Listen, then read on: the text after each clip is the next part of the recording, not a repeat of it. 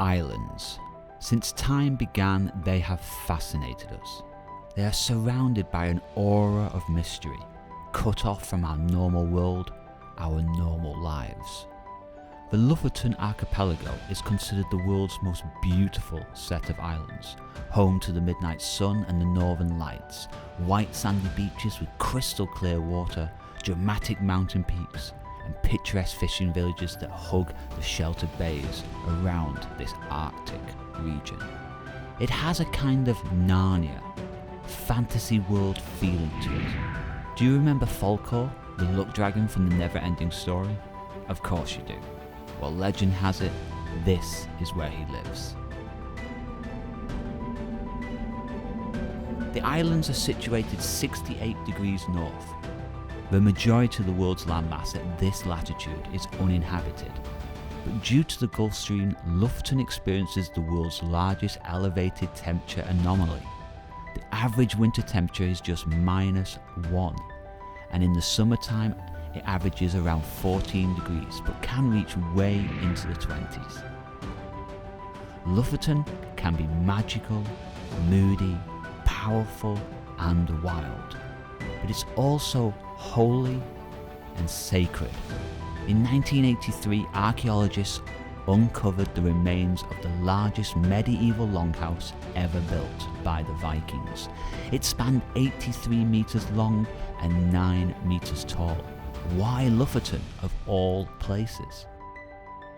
Well, apart from the remarkable surroundings, the seas around the islands are rich with fish, especially cod, and this, with the mild yearly temperatures, has made Lofoten a suitable place to live for centuries. Today, along with its fish industry, tourism has become a major economic driving force. In 2010, around 300,000 people visited. 7 years later, and that number had increased to 1 million. Much of this increase may have stemmed from social media. It is perhaps one of the most Instagrammable places on the planet. But this mass increase in tourism in a relatively short period of time has taken its toll on the islands and the 25,000 inhabitants. In recent years, cars and camper vans have overcrowded the limited infrastructure and facilities. Reports of rows of vehicles parked illegally at popular tourist sites, a mobile home blocking a fire station, and even people putting up their tent on the world's most beautiful football pitch have hit the headlines here in Norway. However, it could be argued all popular tourist destinations experience problems like these from time to time. But perhaps there is a simple way to solve this problem. In fact, we could be part of the solution. Don't drive, ride. And I will show you how. This is the A till O of cycling Lofoten.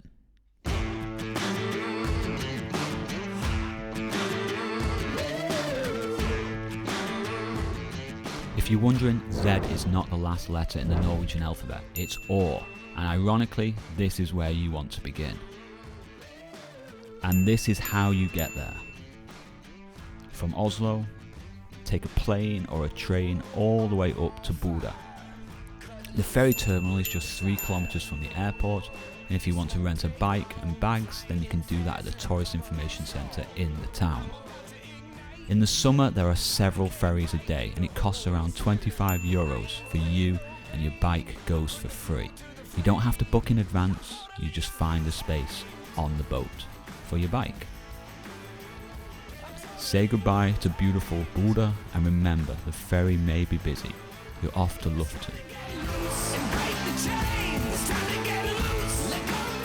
On a clear day, the boat journey is magical.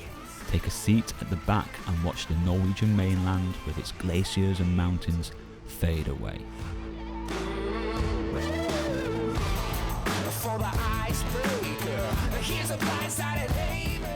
Then, go to the front and experience Lofoten as it rises up from the sea.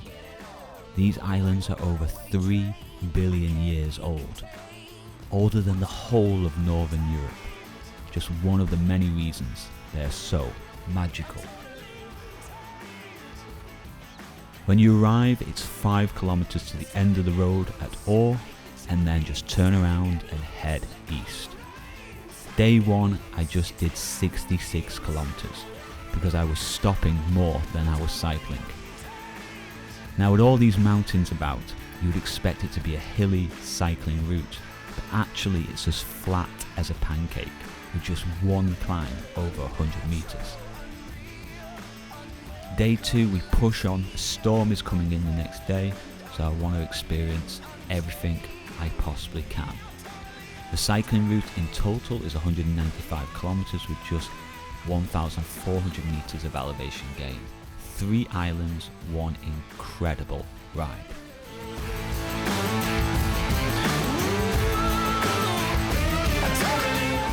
At the end of Moskenes Island, the traffic is light and the views are the most dramatic and powerful.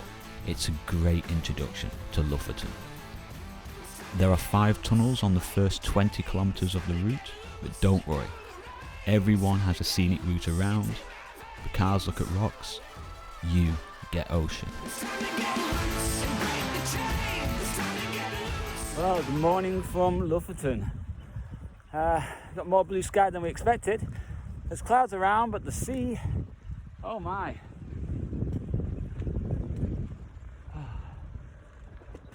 Bloody climb up here.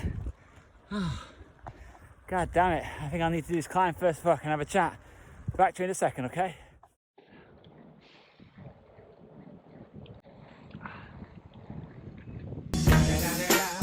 It's the motherfucking Eagle Double G. No.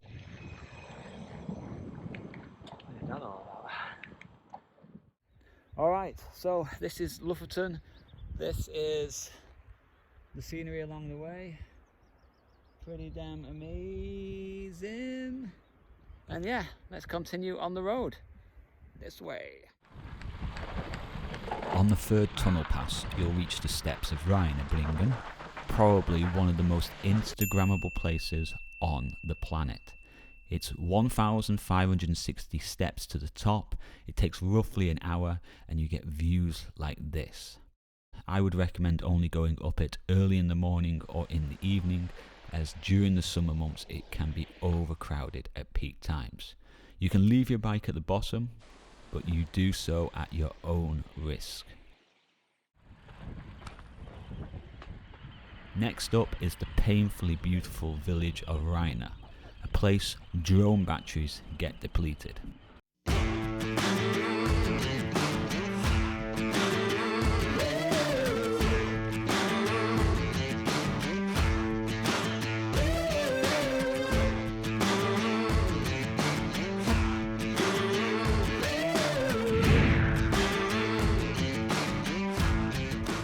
Be aware, because of all the mountains there are limited roads on Lofoten. As a result, around 60% of the cycling route is on the main E10 road. You're going to be sharing the road with camper vans, cars, buses and local supply trucks.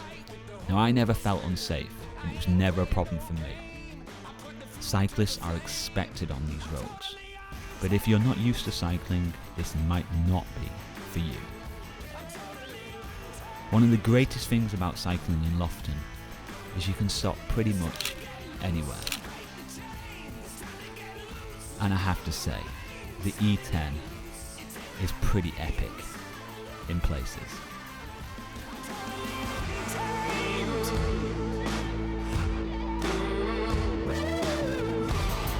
For the icebreaker, here's a blindsided haymaker. It won't take long, the whole crew's here and we're about to get it on. Like a runaway train, I can't be contained. I'm totally untamed. I'm totally untamed. It's time to get loose.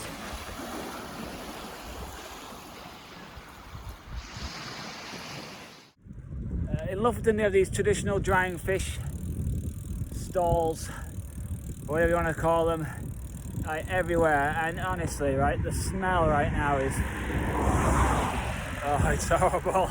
It's absolutely horrible. I'm just trying not to breathe through my nose right now.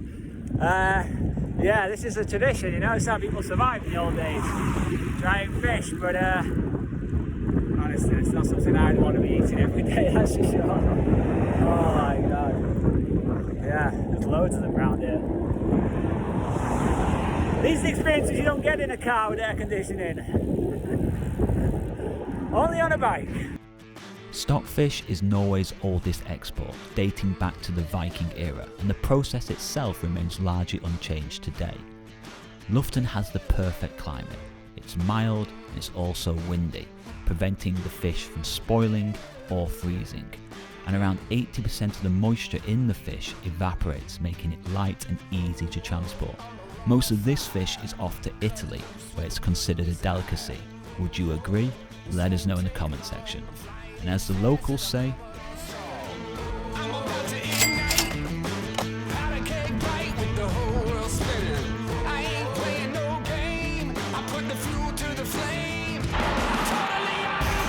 oh my god, what is this owl? Look at it.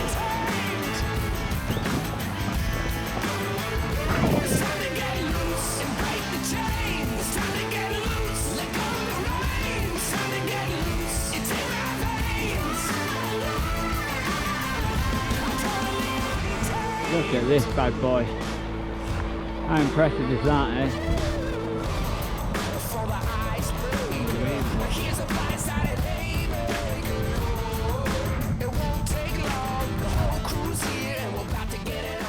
Cheers. Just having a nice smoothie right now. I mean, so lucky again with the weather today, but more importantly, Lofoten. It is everything that it's cracked up to be, there's no question about it. I mean, it's just stunning everywhere.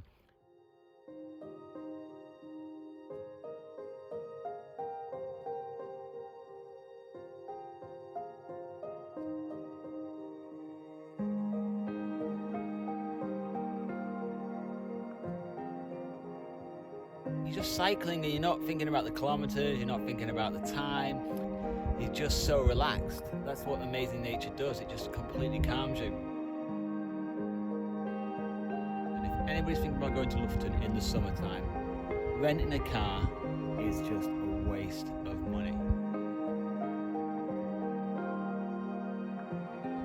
It's just experience everything so much more. I mean, all these cars that are flying past me right now, just missing out on everything. It's like all the small little details, the colour of the ocean, seeing the sun sparkle on the water and seeing how clear it is, and you can see right down to the bottom, and the little fish, and just taking in the smells of the fresh air and the flowers and the trees and the terrain around you. I mean,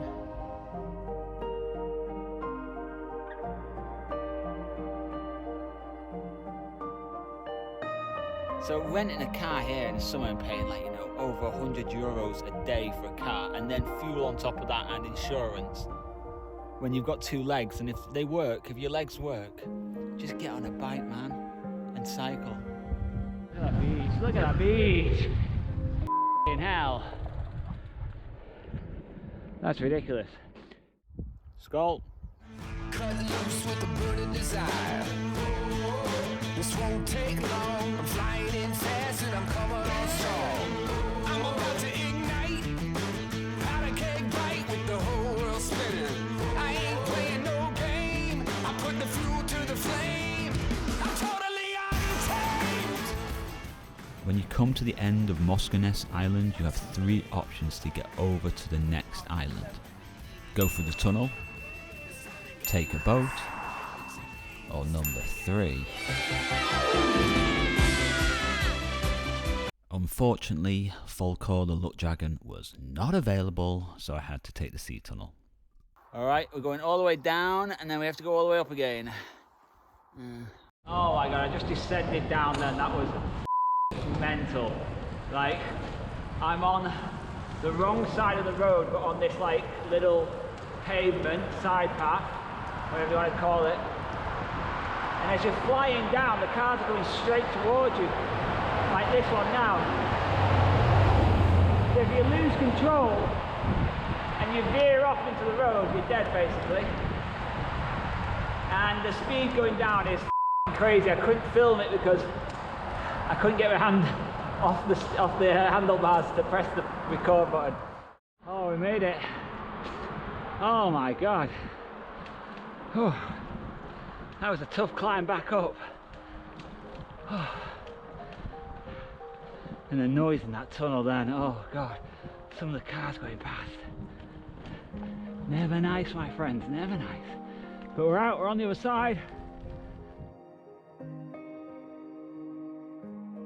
Charles Darwin discovered over 150 years ago that islands evolve differently to other areas.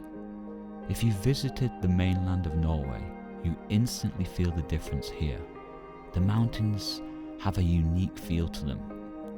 Scientists believe that the younger, higher peaks were not covered by ice during the last ice age. The jagged and sharp pointed edges gives you a glimpse into this prehistoric past. On a nice day, there is no better way to appreciate this unique land than to camp on it. However, when it comes to wild camping, there is a Lofoten code of conduct you should familiarise yourself with. Rule number 1, only camp on designated areas. Keep Lofoten clean and tidy. You will discover some of the beaches and scenic spots indicate where you can camp. Don't stray from that. Some places will be free, others a small fee may incur.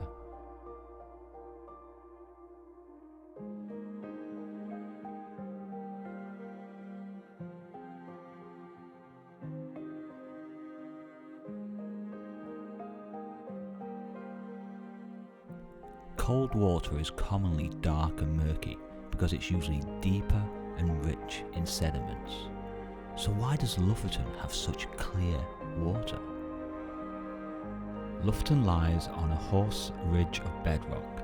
A horse is a raised block of the Earth's crust that has lifted or has remained stationary while the land on either side has subsided. During the ice ages, mountains on this unstable bedrock rotted away, forming sediments that pushed out into the ocean. Most of the seabed around Lofoten is sediments of mountains from millions of years ago. Over time, this formed the beautiful white sandy beaches we see today. In addition, the world's largest deep water coral reef is located just west of Lofoten Islands. Roos Reef was only discovered in 2002. It is estimated to be at least 10,000 years old and measures an incredible 3 kilometers in width and 30 kilometers in length. This and other reefs in the area can act as a natural water filtration system that adds to the crystal clear waters around the Lofoten Islands. Bedrock, extinct mountains and cold water reefs all play a role in the features of this unique group of islands.